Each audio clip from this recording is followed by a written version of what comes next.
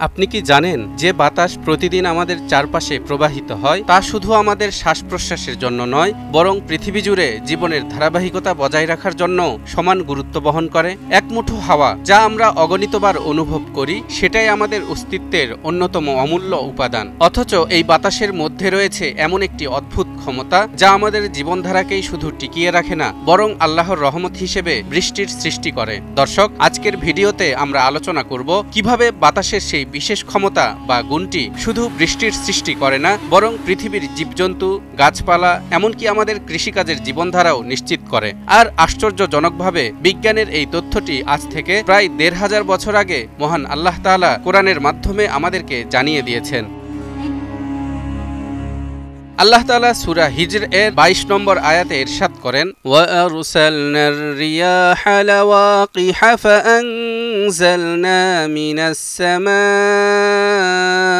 মাআন ফাআসকাইনাকুমুহু ওয়া মা আনতুম লাহু বিখাজিনিন।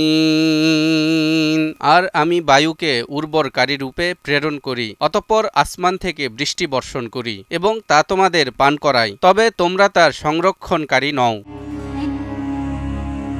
এই আয়াতে আল্লাহ আমাদের বাতাসের প্রাকৃতিক গুণাবলী এবং তার মাধ্যমে বৃষ্টির উৎপাদন সম্পর্কে জানিয়ে দিয়েছেন। বাতাসের উর্বরতা আসলে কি আর কিভাবে এটি কাজ করে তা জানতে হলে আমাদের বিজ্ঞান এবং প্রকৃতির বিষয়টি বিশ্লেষণ করে দেখতে হবে।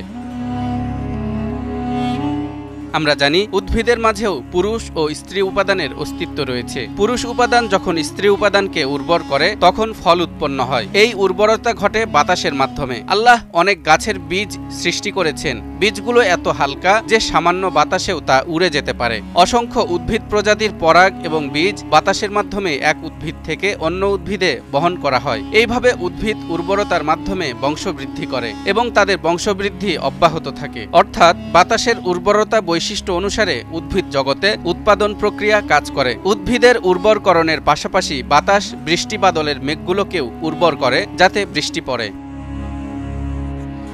বিজ্ঞানও বলছে বাতাসের উর্বরক গুণের আরেকটি প্রধান দিক হলো এই বৃষ্টি নামিয়ে আনা। বাতাসের মধ্যে অ্যারোসল নামের অসংখ্য কণা থাকে। অ্যারোসল হচ্ছে এক ধরনের সূক্ষ্ম কণা, যেমন ফুলের পোলেন, ধূলিকণা বা সমুদ্রের ফেনা থেকে উদ্ভূত ক্ষুদ্র কণা ইত্যাদি। এই কণাগুলো বাতাসের মাধ্যমে বায়ুমণ্ডলের উপরের স্তরে মিশে যায় এবং জলীয় বাষ্পের সাথে একত্রিত হয়ে মেঘ গঠন করে। মেঘের কণাগুলোর সাথে জলীয় বাষ্প মিশে গিয়ে রেইন ড্রপলেটস বা বৃষ্টির জলবিন্দু হয়ে মাটিতে নামে।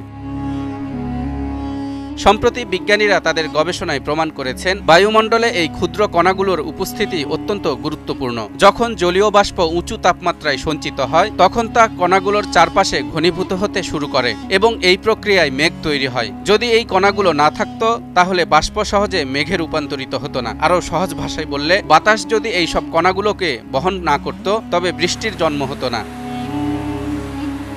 বিজ্ঞানীরা এটিকে ওয়াটার সাইকেল বা জলচক্র হিসেবে চিহ্নিত করেছেন। জলচক্রে বায়ুমণ্ডল থেকে বাষ্প আকাশে উঠে, সেখানে তা ঠান্ডা হয়ে মেঘে পরিণত হয়। বাতাস এই মেঘকে এক স্থান থেকে অন্য স্থানে নিয়ে যায়, যেখানে গঠিত মেঘ থেকে বৃষ্টি বর্ষণ হয়। আর এই সকল কর্মকাণ্ডে নিয়ন্ত্রণকারী ভূমিকা পালন করে বাতাস। আর এভাবেই কোরআনের আয়াতের গভীরতা প্রতিফলিত হয়। আমি বায়ুকে উর্বরকারী রূপে প্রেরণ করি, অর্থাৎ আল্লাহ বাতাসকে এমনভাবে তৈরি করেছেন যাতে এটি মেঘ তৈরি করতে সাহায্য করে এবং মেঘগুলি পরবর্তীতে বৃষ্টি নামিয়ে আনে। কোরআনের এই আয়াত আমাদেরকে আরও একটি শিক্ষা দিয়েছে। আল্লাহ বলেছেন, তোমরা তার সংরক্ষণকারী নও, অর্থাৎ বৃষ্টির পানি এবং অন্যান্য প্রাকৃতিক সম্পদগুলো পুরোপুরিভাবে ধরে রাখা বা জমা করার ক্ষমতা আমাদের নেই। তাই এগুলোর সঠিক ব্যবহার এবং সংরক্ষণের ক্ষেত্রে আমাদের সচেতন হতে হবে। আমরা যদি আমাদের পরিবেশকে দূষণ করি তবে এই প্রক্রিয়া ব্যাহত হতে পারে। তাই আসুন পরিবেশ দূষণ রোধ করি, সৃষ্টির ভারসাম্য রক্ষা করি। তালহা ইবনে রেজা, নিউজ 24।